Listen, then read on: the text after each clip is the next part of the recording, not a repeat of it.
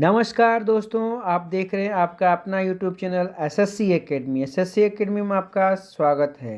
यदि आप चैनल पे नए हैं तो कृपया आप चैनल को सब्सक्राइब करें, वीडियो को लाइक करें और बेल आइकन को ज़रूर से ज़रूर दबाएं ताकि सभी वीडियो का नोटिफिकेशन आपको मिलता रहे। ठीक है, आपको जैसा कि आपको पता है यह वीडियो आपके लिए बनाया जा रहा है जिसमें साइंस के महत्वपूर्ण क्वेश्चन हैं, जैसा कि आपने थंबनेल पर देखा है। ठीक है, यह आपके आगामी बीपीएससी परीक्षा के लिए काम करेगा और आईटीआई, पॉलिटेक्निक, पैरामेडिकल एवं विभिन्न ऐसे एग्जाम जिसमें साइंस से क्वेश्चन आते हैं उसमें आपको हेल्प करेगा। ठीक है, तो दोस्तों एक लाइक आप ज़रूर करेंगे। हम इस पे क्या चाहते हैं, 100 लाइक मिल जाए। Thank you. ठीक है, चलिए चलते हैं आज के क्वेश्चन पे। आज का क्वेश्चन देखिए, आज का क्वेश्चन आपका क्वेश्चन नंबर 1 देखिए क्या बोल रहा है। क्वेश्चन नंबर 1 बोलता है खून को बहने से रोकने में कौन सा विटामिन भाग लेता है। खून को बहने से रोकने में कौन सा विटामिन भाग लेता है। ऑप्शन ए है विटामिन डी, ऑप्शन बी है विटामिन के, ऑप्शन सी है विटामिन सी, ऑप्शन डी है विटामिन ए। तो आपको बता दें खून को बहने से रोकने में जो काम करता है वह होता है आपका विटामिन के। ठीक है, आप सुन लीजिए, आपके सामने क्वेश्चन आ सकता है कि रक्त का थक्का जमाने में कौन विटामिन करता है हेल्प, तो वह करता है विटामिन के। ठीक है, अब हम विटामिन से जब क्वेश्चन आ गया तो यहाँ पर हम आपके सामने कुछ विटामिन के नाम बोलेंगे। ठीक है, तो विटामिन जो होता है, अब विटामिन के बारे में सुन लीजिए। विटामिन शब्द के बारे में जानकारी दिया फंक ने दिया। कौन दिया? विटामिन शब्द किसने दिया? फंक ने दिया। ठीक है, विटामिन कितने टाइप के होते हैं? 2 टाइप के होते हैं। एक तो विटामिन होता है जो कि वाटर सोलुबल होता है यानी कि पानी में घुल जाता है। एक होता है फैट सोलुबल होता है जो कि फैट में घुलता है। ठीक है, तो वाटर सोलुबल जो विटामिन होता है वह होता है आपका बी और सी, या पानी में घुल जाता है। जबकि फैट सोलुबल जो होता है वह होता है आपका ए, यह होता है डी, यह होता है ई और आपका होता है के। ठीक है, वाटर सोलुबल क्या होता है? ए डी ई के। ठीक है, समझ गए। अब ध्यान दीजिए, आपसे कभी कभी पूछा जाता है आप बताइए इस अलग अलग विटामिन का नाम। ठीक है, तो इस अलग अलग विटामिन का नाम जो होता है तो आपसे पूछा जाता है कि विटामिन ए का रासायनिक नाम बोलिए, विटामिन डी का रासायनिक नाम बोलिए, विटामिन सी का रासायनिक नाम बोलिए, विटामिन ई का रासायनिक नाम बोलिए, विटामिन के का रासायनिक नाम बोलिए। ठीक है, विटामिन बी का रासायनिक नाम बोले तो बी सिंगल नहीं होता है, बी के साथ क्या होता है? B1 यानी बी कॉम्प्लेक्स होता है। B1 होता है, B2 होता है, B3 होता है, ऐसे करके B12 होता है, B7 होता है। ठीक है, तो इसको बी कॉम्प्लेक्स बोलते हैं। तो ज़्यादा से ज़्यादा आपसे जो पूछा जाएगा वो बोलेगा कि विटामिन ए का रासायनिक नाम बोलिए। तो विटामिन ए का रासायनिक नाम क्या है? तो यह है रेटिनॉल। ठीक है, विटामिन डी का रासायनिक क्या नाम है? यह है आपका कैल्सीफेरोल। विटामिन ई का क्या नाम है? तो यह क्या है? टोकोफेरोल। विटामिन ई को हम ब्यूटी विटामिन भी बोलते हैं। जैसे आप सुंदरता के लिए कोई क्रीम खरीदते हैं, जैसे फेयर लवली वगैरह खरीदते हैं, तो उसमें क्या होता है? विटामिन ई देखिए लिखा हुआ रहेगा। ठीक है, विटामिन सी का नाम है एस्कॉर्बिक एसिड, विटामिन के का नाम है फिलोक्विनोन। ठीक है, बात समझ गए।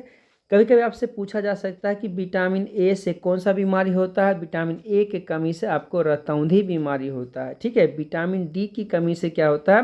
विटामिन डी की कमी से हड्डी में रिकेट्स बीमारी होता है। ठीक है, विटामिन डी का सोर्स क्या है? तो सूरज का ताप आप ले सकते हैं। ठीक है, विटामिन सी कहाँ से प्राप्त होता है? तो खट्टे फल जो होता है, खट्टे रसदार फल, उसमें विटामिन सी, जैसे आंवला विटामिन सी का एकदम सबसे अच्छा स्रोत है। ठीक है, बात समझ गए हैं।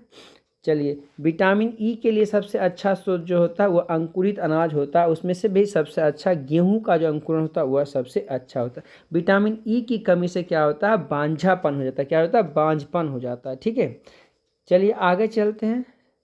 आशा करते हैं आपको अच्छा लग रहा है। कृपया आप चैनल को सब्सक्राइब कीजिए, वीडियो को शेयर भी कीजिए अपने दोस्तों में। चलिए आगे चलते हैं। अगला क्वेश्चन नंबर देखिए, क्वेश्चन नंबर 2।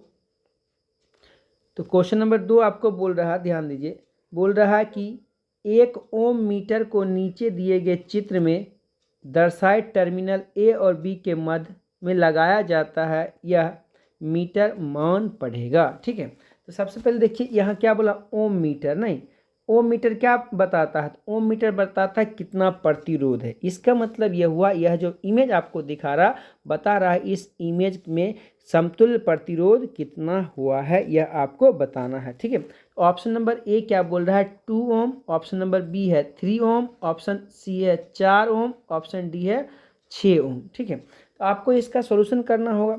इस पीस को आप देखिए, ए यहाँ पर क्या है आपका, ए है, यहाँ पर बी है। इसको अगर आप सीधा कर दीजिएगा, देखिए हम क्या करते हैं आपको बनाते हैं। देखिए यहाँ से शुरू करते हैं, आपका यहाँ से ऐसे है, ऐसे हो गया। ठीक है, उसके बाद आगे चल के जो हुआ है यह ऐसे करके हुआ है, और फिर ऐसे करके मिल गया है। नहीं, यहाँ आ गया बी। ठीक है, यहाँ आपका क्या आ गया? यहाँ आपका आ गया है बी। ठीक है, तो ऐसे हो गया। तो इसका मतलब देखिए, ये जो बेचारा यहाँ पर जो है 2 ओम, ठीक है, यहाँ पर क्या है आपका 2 ओम, और फिर यहाँ भी है 2 ओम, और यहाँ भी है 2 ओम। तो आप देख रहे हैं यह वाला जो पीस है, जैसे इस पिक्चर में हम आपको बता रहे हैं, यह वाला जो पीस है दोनों है पैरेलल में, और यह जो है सीरीज में। यानी कि इस दोनों का एक साथ निकाल के फिर इस दोनों का निकालेंगे तो ई 2 हो जाएगा 2, और यहाँ वाला हो जाएगा पैरेलल में जो निकालते हैं वो होता है 1/2। ठीक है, और जोड़ होगा 1/2। यह हुआ क्या, पैरेलल के लिए होता है। तो समतुल्य प्रतिरोध जो होता है पैरेलल के होता है 1/R1 1/R2 जोड़ 1/R3 डॉट डॉट डॉट ऐसे करके होता है। तो इसका वैल्यू निकालेंगे तो इसका वैल्यू आ जाएगा 1। यानी कि अब यहाँ पर हो गया 1, इधर हो गया 2। तो जब अब ये दोनों क्या हो गया सीरीज में, तो सीरीज में सीधे सीधे हम लोग जोड़ देते हैं। कितना हो जाएगा 2 और 1 कितना हो जाएगा 3। इसलिए इस सवाल का आंसर कितना हो जाएगा? ऑप्शन नंबर बी हो जाएगा। ठीक है, आपको कमेंट में क्या करना है, समांतर क्रम और श्रेणी क्रम के क्या समतुल्य प्रतिरोध का मान मतलब फॉर्मूला आपको लिख के बताना है। ठीक है, इस सवाल का आंसर क्या होगा? Option number B. चलिए आगे चलते हैं। अगला क्वेश्चन देखिए, क्वेश्चन नंबर 3 क्या बोल रहा है वह देखिए। क्वेश्चन नंबर 3 बोल रहा है कि साइकिल के ट्यूब गर्मियों में अधिकतर क्यों फट जाते हैं। ठीक है, देखिए ऑप्शन आपका क्या है? गर्मी के कारण ट्यूब में उपस्थित वायु फैलती है और इस फैलाव के कारण ट्यूब फट जाती है। ऑप्शन बी बोल रहा है कि गर्मी के कारण रबर बहुत कमज़ोर हो जाता है।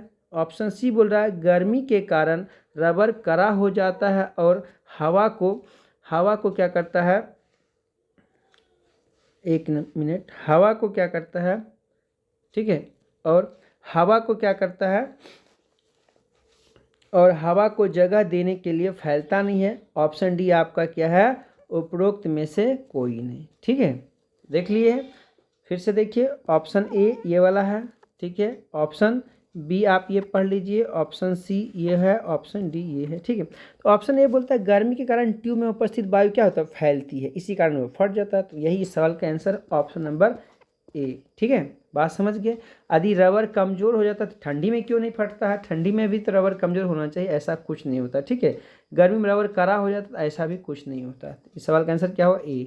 चलिए आगे चलते हैं।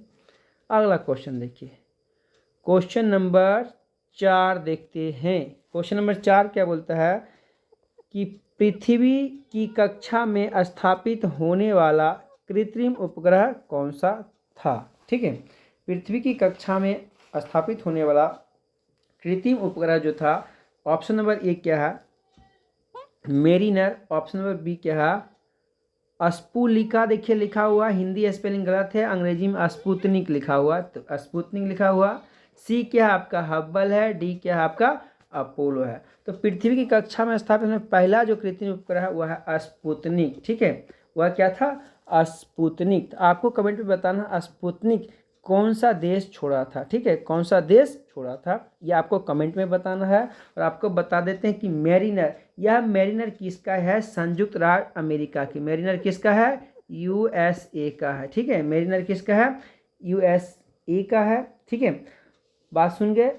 चलिए, कृत्रिम उपग्रह है। ऐसे ही आपको अपोलो की बात करें तो यह अपोलो के साथ अपोलो 2 होगा, यह भी क्या होगा? संयुक्त राज्य अमेरिका का है। ठीक है, हब्बल क्या है? हब्बल एक धूमकेतु। हब्बल क्या है? एक धूमकेतु।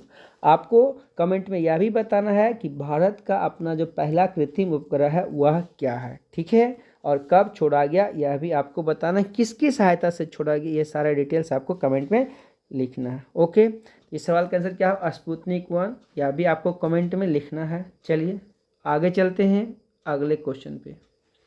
अगला क्वेश्चन नंबर 5 देखिए। क्वेश्चन नंबर 5 आपका क्या है? बोल रहा है कि यदि डीजल इंजन में ईंधन के रूप में पेट्रोल का उपयोग किया जाए तो क्या होगा? ऑप्शन ए बोल रहा है कि इंजन अधिक ईंधन व्यय करेगा, कोई अंतर नहीं होगा, इंजन बिल्कुल चलेगा ही नहीं, इंजन धीमा चलेगा और उससे बहुत धुआं निकलेगा। ठीक है, तो देखिए जैसे आप देखते हैं कोई मोटरसाइकिल होता है, कोई आपके पंपिंग सेट चलाता है तो उसमें कभी डीजल डालते हैं, बड़ा सा ट्रक होता है उसमें क्या डालते हैं? डीजल डालते हैं। आपका मोटरसाइकिल में पेट्रोल डालते हैं। इसका मतलब जिसमें डीजल से चलता है उसको बोलते हैं डीजल इंजन, जो पेट्रोल से चलता है उसको कहते हैं पेट्रोल वाला इंजन। तो वही बोल रहा है डीजल वाला इंजन रहेगा, उसमें हम पेट्रोल डाल देंगे, क्या होगा? चलेगा? कभी नहीं चलेगा। ठीक है, बिल्कुल नहीं चलेगा यह। तो ऑप्शन नंबर सी इस सवाल के आंसर हुए। ठीक है, बिल्कुल ही नहीं चल पाएगा।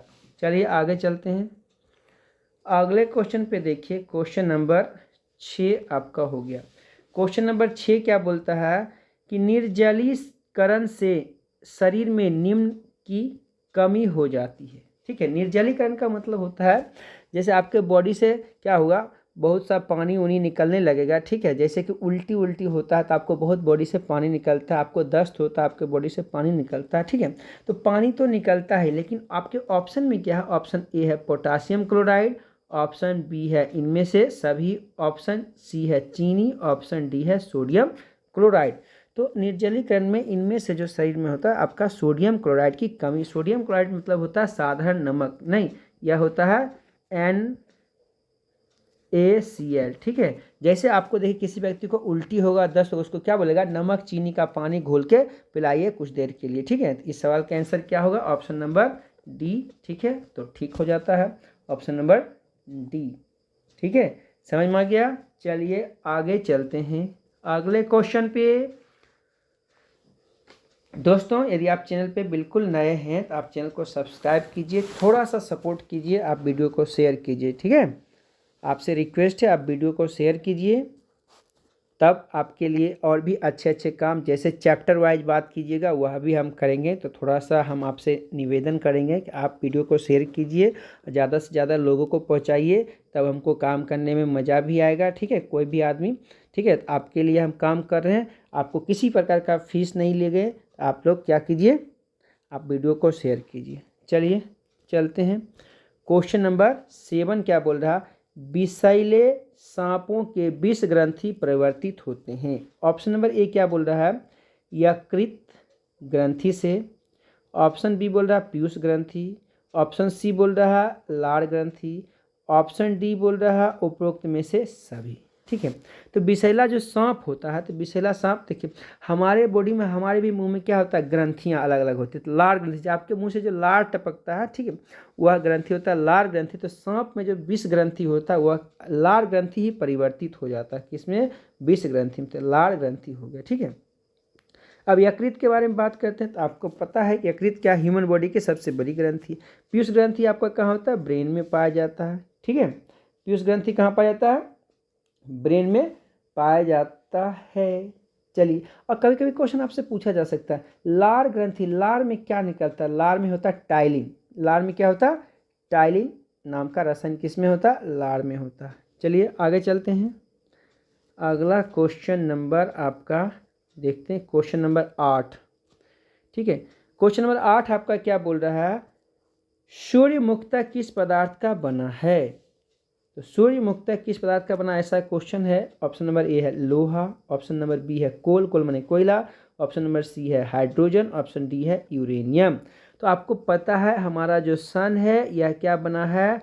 हाइड्रोजन प्लस इसके साथ हीलियम। ठीक है, हाइड्रोजन और हीलियम सबसे ज़्यादा होता है, और भी छोटे छोटे पदार्थ इसमें होते हैं। ठीक है, तो हमारा किससे बना हुआ? हाइड्रोजन से बना। ऑप्शन नंबर ई, हाइड्रोजन का हीलियम में परिवर्तन होता है। तो आपको ऑप्शन क्या करना है? कमेंट में बताना है कि सूर्य का जो ऊर्जा होता है कौन सी अभिक्रिया द्वारा होता है। यानी कि हम आपको हिंट देते हैं, नाभिकीय संलयन होता है या नाभिकीय विखंडन होता है। ठीक है, कौन सा होता है ये आपको बताना है। बात समझ गए? चलिए आगे चलते हैं इजाज़त है तो आगे चलते हैं। क्वेश्चन नंबर आपका हो गया 9।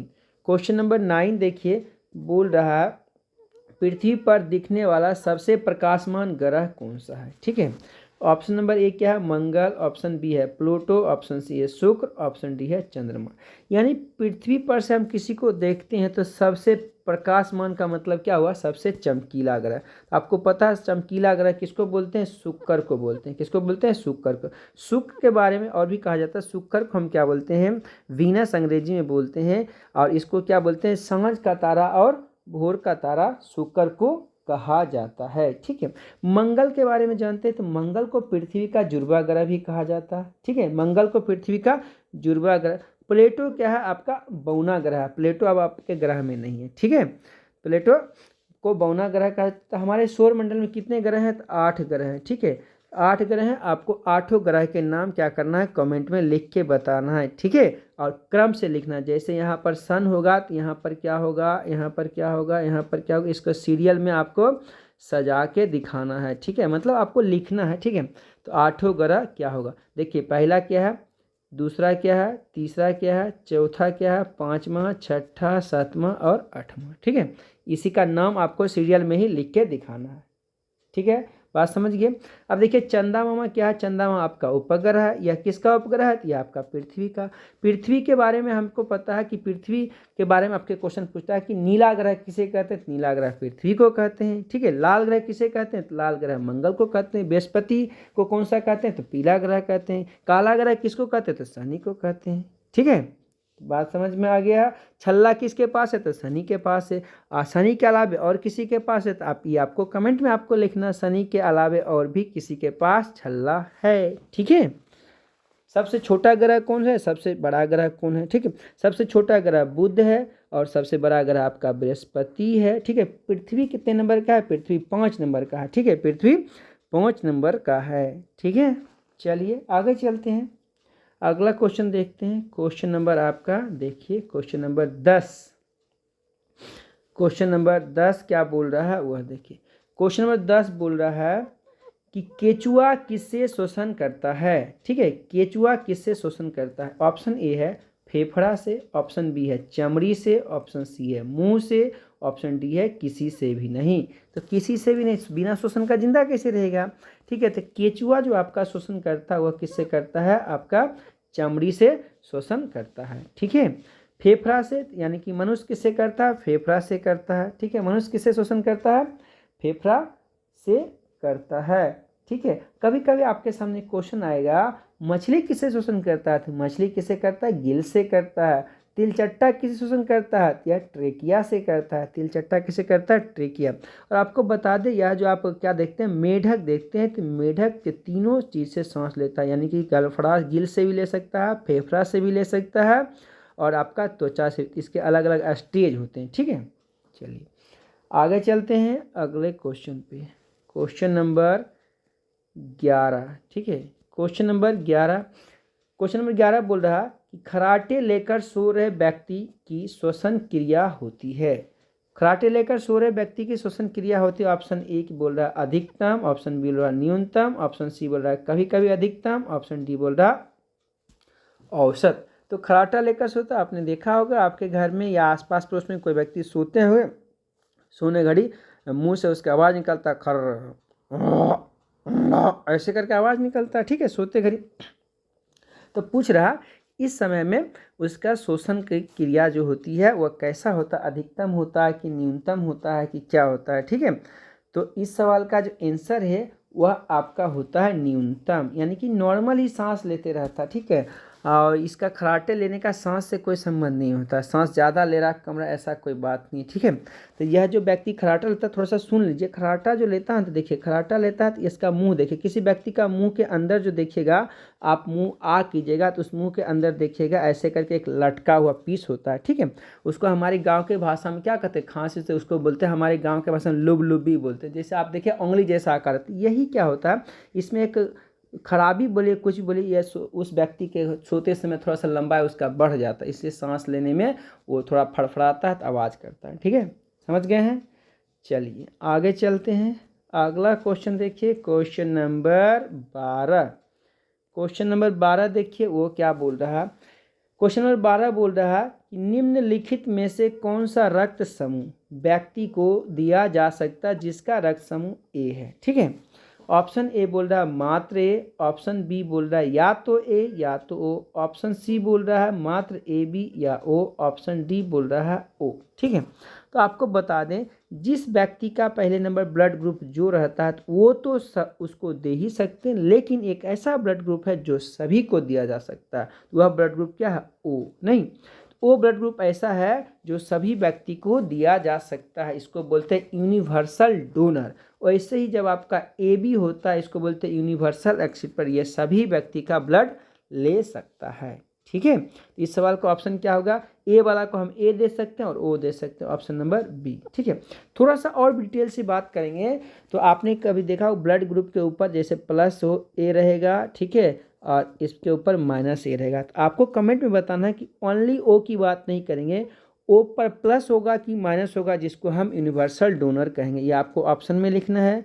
ए बी पर प्लस होगा कि माइनस होगा, जिसको यूनिवर्सल एक्सेप्टर कहेंगे। ठीक है, ब्लड ग्रुप का खोज किसने किया? ये आपका पिछले वीडियो में दिखाया गया था। कार्ल एंड स्टीनर ने ब्लड ग्रुप के खोज के बारे में खोज किए थे। ठीक है, बात समझ गए? चलिए आगे चलते हैं। अगला क्वेश्चन देखिए, अगला क्वेश्चन आपका क्या है? पोटोमीटर। क्या है? पोटोमीटर से मापते हैं। पोटोमीटर से क्या मापते हैं? ऑप्शन ए है श्वसन दर, ऑप्शन बी है बाष्पोत्सर्जन, ऑप्शन सी है मृदा संग्रहणता, ऑप्शन डी है आपका मृदा का पीएच स्केल।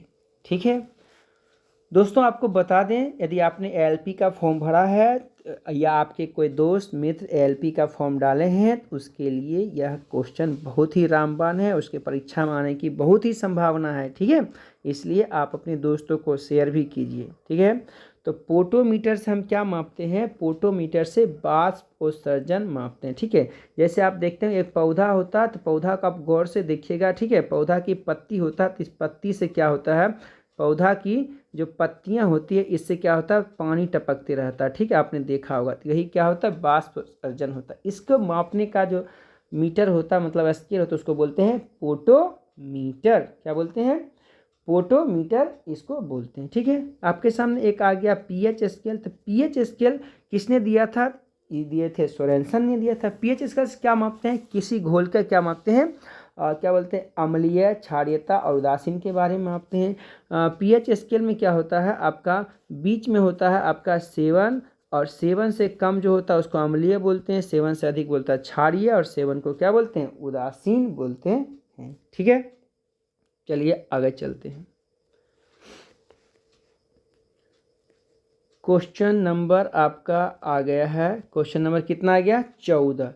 क्वेश्चन नंबर 14 क्या बोल रहा है कि डीएनए की प्रकृति किस प्रावस्था में होती है? ठीक है, डीएनए की प्रकृति ऑप्शन नंबर ए है G1 प्रावस्था, ऑप्शन है G2 प्रावस्था, ऑप्शन सी है S प्रावस्था, ऑप्शन डी है अंतर अवस्था। ठीक है, तो इसके लिए डीएनए की प्रकृति की प्रावस्था में होती है तो वह जो होती है एस प्रावस्था में होती है। ठीक है, एस प्रावस्था में होती है। इसका आंसर क्या होगा? Option number C. चलिए आगे चलते हैं। अगला क्वेश्चन देखिए, क्वेश्चन नंबर जो आपका क्वेश्चन नंबर 15 जो दिख रहा है वह देखिए। बोलता है स्तनधारियों के 2 प्रमुख लक्षण जो उन्हें अन्य कशेरुकी से क्या करते हैं? अलग करते हैं। ठीक है, स्तनधारी जैसे आपने देखा मनुष्य भी क्या है? एक स्तनधारी, गाय स्तनधारी है, कुत्ते स्तनधारी है। तो देखिए अन्य जो कशेरुकी होते हैं यानी कि जिसमें रीढ़ का हड्डी होता है उसको कशेरुकी बोलते हैं, जिसमें रीढ़ का हड्डी नहीं होता उसको अकशेरुकी बोलते हैं। उससे कैसे अलग करता है स्तनधारी? देखिए ऑप्शन ए है क्या है? रोएदार त्वचा एवं स्तन ग्रंथियाँ, रोएदार त्वचा एवं अंड पर्जनता, कर्ण पल्लव एवं दांत, स्तन ग्रंथियाँ एवं दांत। ठीक है, तो देखिए अंडा स्तनधारी की बात नहीं होता, रेयर केस में होता है। ठीक है, मतलब कुछ ऐसे स्तनधारी जो अंडे देते हैं। ठीक है, कर्ण पल्लव दांत इससे पता नहीं चलता है। तो ये जो रोएदार यानी कि कोई भी स्तनधारी होगा उसका जो चमड़ी होगा, जैसे हम लोग हैं और कुत्ता है, बिल्ली है, गाय है, उसके चमड़ी पर क्या होता है? रुआं होता है, बाल होता है। ठीक है, और स्तन ग्रंथियां भी होती है। इस सवाल का आंसर क्या होगा? ऑप्शन नंबर ए इस सवाल का आंसर हो गया। ठीक है, बात समझ गए? 15 नंबर आपका आंसर ए हो गया। आगे चलते हैं। अगले क्वेश्चन पे चलिए। क्वेश्चन नंबर 16 देखिए। क्वेश्चन नंबर 16 बोलता है स्थलीय स्तनधारियों के मूत्र में मुख्य नाइट्रोजनी अवशिष्ट होता है। ठीक है, ऑप्शन ए है एलन आयन, ऑप्शन बी है अमोनिया, ऑप्शन सी है यूरिक एसिड, ऑप्शन डी है यूरिया। ठीक है, तो हम लोग जो स्तनधारी हैं और स्थल पे रहते हैं, ठीक है, मतलब कि ज़मीन पे रहते हैं। कुछ स्तनधारी जो जल में भी रहते हैं। ठीक है, तो जलीय वाला जीव के बारे में नहीं बात करा, स्थलीय जीव के बारे में कहता है। इसका जो मूत्र होता है, ठीक है, मूत्र में जो नाइट्रोजन वाला पदार्थ निकलता है वह क्या निकलता है, यूरिया निकलता है। ठीक है, वैसे ही जब आप देखेगा जो क्या बोलते हैं कोई जलीय वाला पशु होगा उसमें क्या निकलता है, उसमें यूरिक एसिड निकलता है। उसमें क्या निकलता है, यूरिक एसिड निकलता है। ठीक है, आपको बताना है कमेंट में यूरिया क्या होता है, एक उर्वरक होता है। ठीक है, यूरिया उर्वरक होता है। तो यूरिया में नाइट्रोजन का प्रतिशत कितना होता है यह बताना है आपको। ठीक है, यूरिया में नाइट्रोजन का प्रतिशत कितना होता है यह बताना है। ठीक है, चलिए आगे चलते हैं। अगला क्वेश्चन नंबर देखिए 17। क्वेश्चन नंबर 17 क्या बोल रहा है, बोल रहा है निम्नलिखित में से कौन परजीवी है। ठीक है, परजीवी का मतलब होता है कि अपना जीवन यापन किसी दूसरे बॉडी के अंदर रह के या उसके ऊपर रह के करता है। ठीक है, अमीबा प्रोकैरियोटिक्स, मस्का डोमेस्टिका, हाइड्रा ओलिगेटस, एंट अमीबा हिस्टोलिका। ठीक है, देखिए एंट अमीबा हिस्टोलिका जो है यह मनुष्य के आंत में पाया जाता है। इसका मतलब मनुष्य के आंत में रह के यह अपना जीवन यापन करता है। तो इसका मतलब क्या हुआ, यह परजीवी हुआ। ऑप्शन नंबर डी इस सवाल के आंसर हो गए। ठीक है, एंट अमीबा हिस्टोलिका। ठीक है, बात समझ गए। चलिए आगे चलते हैं। अगला क्वेश्चन नंबर 18। क्वेश्चन नंबर 18 देखिए आपका क्या बोल रहा है, बोल रहा है कि गुणसूत्र की अगुणित संख्या हैप्लॉइड पाई जाती है। ठीक है, तो देखिए ऑप्शन नंबर ए आपका है अंडाणु में, ऑप्शन बी है आपका युग्मनज में, ऑप्शन सी है जीवाणु में, ऑप्शन डी है अमीबा में। ठीक है, देखिए अंडाणु और शुक्राणु, देखिए मेल में जो रिप्रोडक्शन वाला पार्ट होता है, ठीक है, वहाँ से एक पदार्थ निकलता है। तो फीमेल में जो निकलता है उसको अंडाणु बोलते हैं। ठीक है, और मेल में जो निकलता है उसको शुक्राणु बोलते हैं। ठीक है, तो कोशिका विभाजन होकर यह बनता है। तो कोशिका विभाजन जब भी कोई होता है तो दो टाइप का होता है, समसूत्री, एक होता है अर्धसूत्री। समसूत्री में क्रोमोसोम की संख्या ह्यूमन में कितना होता है, 46। तो इससे जो कोशिका बनेगा उसमें भी क्या बनेगा, 46 और 46 गुणसूत्र बनेंगे। लेकिन अर्धसूत्री होगा, जैसे आपका अंडाणु हो गया और शुक्राणु हो गया, इसमें बेचारा कितना बनते हैं, 23 और 23 ही बनते हैं। तो इसीलिए देखिए आधा हो गया, इसलिए इसको हम क्या बोलते हैं, हैप्लॉइड बोलते हैं। ठीक है, तो किस में बनते हैं, अंडाणु में बनते हैं, और शुक्राणु बोलता तो शुक्राणु में भी बनते हैं। ठीक है, यूनज नहीं हुआ। यूनज क्या होता है, अंडाणु शुक्राणु जब मिल के बनता है इसको जायगोट बोलते हैं। ठीक है, तो इसमें तो दोनों मिल के फिर 46 हो जाएगा, तो ये नहीं होगा। ठीक है, जीवाणु यहाँ पे एक ऑप्शन था। जीवाणु को खोज किसने किया था, ल्यूवेन हॉक ने किया था। किसने किया था, ल्यूवेन हॉक। अमीबा, अमीबा का देखिए आकार क्या होता है, अमीबा का आकार क्या होता है, सुनिश्चित नहीं होता। आपको कमेंट में बताना है कि अमीबा क्या करता, अमीबा का चलन अंग क्या है, आपको कमेंट में बताना है। ठीक है, बात समझ गया। चलिए आगे चलते हैं अगले क्वेश्चन पे। अगला क्वेश्चन नंबर 19 देखिए आपका। क्वेश्चन नंबर 19 क्या बोलता है कि हमारे शरीर में पाया जाने वाला फास्फोरस तत्व उपस्थित रहता है। ठीक है, फास्फोरस कहाँ रहता है हमारे बॉडी में, देखिए ऑप्शन ए है हड्डियों में मात्र, हड्डियों एवं दांतों में, पेशी कोशिकाओं में, शरीर के सभी कोशिकाओं में। ठीक है, तो फास्फोरस, कैल्शियम और फास्फोरस कहाँ पाया जाता है, हमारे हड्डी और दांत में कैल्शियम और फास्फोरस पाया जाता है। ऑप्शन नंबर बी इस सवाल के आंसर हुए। ठीक है, चलिए आगे चलते हैं अगले क्वेश्चन पे। अगला क्वेश्चन आपका है क्वेश्चन नंबर, देखिए आ गया है क्वेश्चन नंबर 20। ठीक है, क्वेश्चन नंबर 20 क्या बोल रहा है वह देखिए, बोल रहा है वसा संचित होता है। ऑप्शन ए है एडिपोज, ऑप्शन बी है आँख में, ऑप्शन सी है आंत में, ऑप्शन डी है उपयुक्त किसी में नहीं। तो बसा, बसा का मतलब होता है फैट। ठीक है, आपके बॉडी में फैट जो स्टोर होता है वह होता है एडिपोज टिश्यू में। ठीक है, आपका जो त्वचा होता है, त्वचा के जो नीचे वाला भाग होता है वहाँ पे एडिपोज टिश्यू होता है, वहीं पर क्या होता है, बसा संचित होता है। ठीक है, वहीं पर बसा संचित होता है। ठीक है, अब कभी कभी आपके क्वेश्चन पूछेगा 1 ग्राम वसा से 1 ग्राम जो फैट होगा 1 ग्राम फैट से कितना एनर्जी मिलता है, तो यह मिलता है 9 कैलोरी। कितना मिलता है? 9 कैलोरी आपको क्या मिलता है? ऊर्जा मिलता है। ठीक है, और बात बता दें तो आंत में क्या होता है? आंत में आपका विटामिन के होता है। आंत में क्या होता है? स्टोर होता है विटामिन के, आंत में होता है। ठीक है, चलिए आगे चलते हैं अगले क्वेश्चन पे। क्वेश्चन नंबर देखिए, क्वेश्चन नंबर 21। क्वेश्चन नंबर 21 क्या बोल रहा है वह ध्यान से देखिए।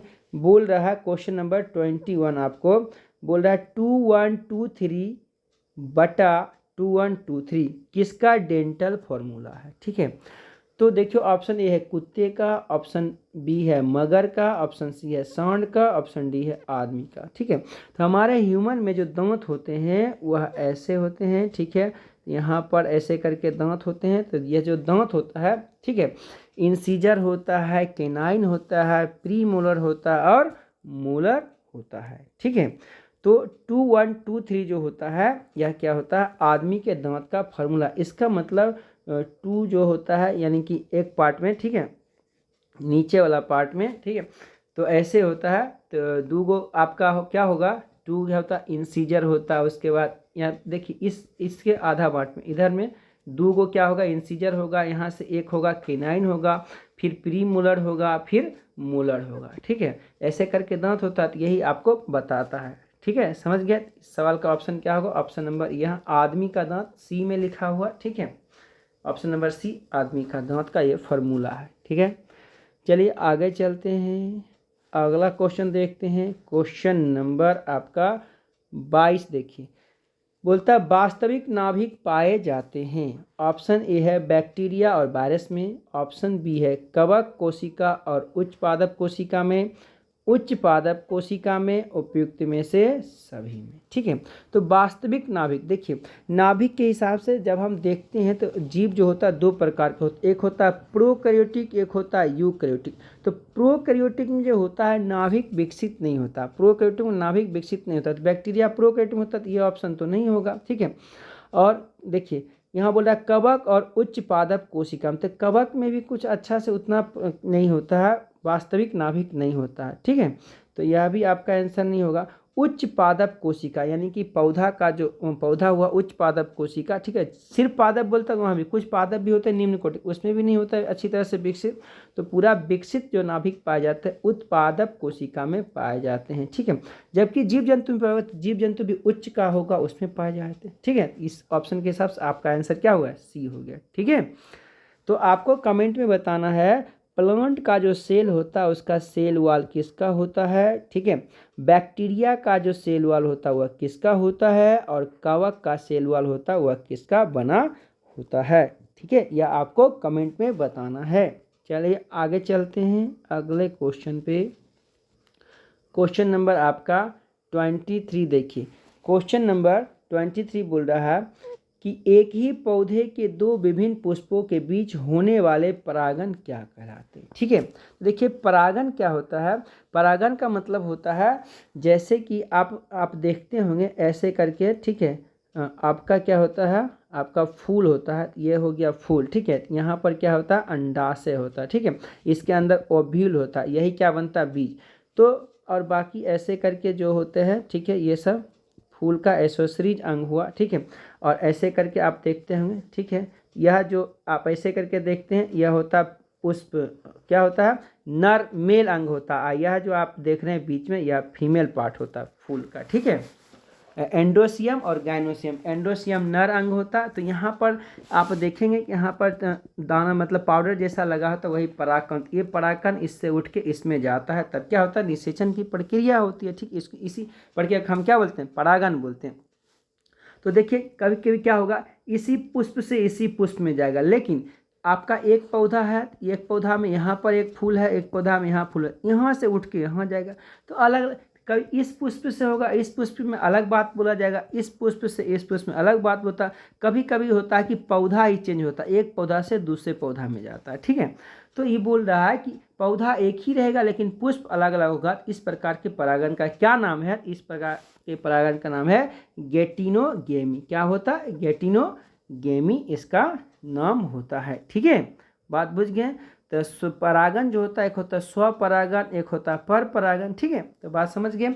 इस प्रकार स्वपरागन का मतलब सेम में होगा, सेम ही पौधा में, पर परागन मतलब अलग से पौधा होगा। ठीक है, अब आपको बता देते हैं, आपसे कभी कभी क्वेश्चन पूछा जाता है, तो यह जो परागन की प्रक्रिया होती है इसमें अलग फैक्टर साथ सहायक होते हैं। जैसे कोई कीड़ा मकोड़ा आप देखते हैं फूल पे तितलियां बैठती है तो उसके पैर में सट के चला जाता नहीं। कहने का मतलब जो परागन की प्रक्रिया होती है वह तितलियों से हो सकता है, वो कीड़े मकोड़े से हो सकता है, या पानी से हो सकता है, किसी व्यक्ति से हो सकता है, हाथी से हो सकता है, ऐसे आपसे पूछा जाता है। ठीक है, तो जब कीड़े मकोड़े से होगा तो इसको बोलते हैं एंटेमोफिली। क्या बोलते हैं? एंटेमोफिली। आपको ऑप्शन में कमेंट में लिखना है कि चमगादड़ से जब परागन होगा तो उसको हम क्या कहते हैं। ठीक है, चलिए आगे चलते हैं अगले क्वेश्चन पे। अगला क्वेश्चन आपका क्या है? नारियल 24 नंबर है। नारियल में आप क्या खाते हैं? ऑप्शन ए है भूर्णपोष, ऑप्शन बी है संपूर्ण बीज, ऑप्शन सी है बायफल भीति, ऑप्शन डी है फल भीति। तो नारियल जो देखिए आपका होता है ऐसे करके नारियल बना होता है, यहाँ पे व्हाइट पार्ट होता है, यही व्हाइट पार्ट को खाते हैं। आप कभी कभी देखते हैं नारियल जब फोड़ते होंगे तो इसी में ऐसे करके निकलता है, तो इसी से पौधा निकलता है। इसका मतलब क्या होता है? यह जो चीज़ खा रहे हैं वह होता है आपका भूर्णपोष, भूर्ण को पोषण देते रहता है, वह क्या होता है? भूर्ण पोष आपका होता है। यानी नारियल का खाने वाला भाग क्या होगा? भूर्णपोष। कभी कभी आपको पूछेगा लीची का खाने वाला भाग क्या होता है, उसको बोलते हैं एरील। जैसे आम को आप खाते हैं तो आम को खाते हैं मध्य फल भीति। देखिए इधर छिलका रहता है, यहाँ पे पीला पीला भाग होता है, इसके अंदर गुठली होता है, तो बीच में जो होता है उसी को खाते हैं, इसलिए आम को जो हम खाते हैं वह होता है मध्य फल भीति होता है। ठीक है, चलिए आगे चलते हैं अगले क्वेश्चन पे। अगला क्वेश्चन देखिए, क्वेश्चन नंबर 25 आपका क्या बोल रहा है? क्वेश्चन नंबर 25 बोल रहा है, पास्चर ने दिया था कोशिका सिद्धांत, पुनरावृत्ति सिद्धांत, रोग का जन्म सिद्धांत, जर्म प्लाज्मा सिद्धांत। तो पास्चर ने जो दिया था, ठीक है, वह दिया था रोग का जन्म सिद्धांत। क्या दिया था? रोग का जन्म सिद्धांत। ठीक है, कोशिका सिद्धांत किसने दिया था? स्लाइडेन एवं स्वॉन ने दिया था। कोशिका सिद्धांत किसने दिया था? स्लाइडेन एवं स्वॉन ने दिया था। आपको कमेंट में लिखना है कि पास्चर महोदय ने और क्या दिया था। ठीक है, पास्चर महोदय ने और भी बात दिए हैं, वह आपको कमेंट में बताना है। ठीक है, तो क्वेश्चन नंबर 25 आपका क्या हुआ? कंप्लीट हुआ। 25 क्वेश्चन आपके कंप्लीट होते हैं। तो thank you, bye bye, have a nice day. तो thank you for watching, bye bye.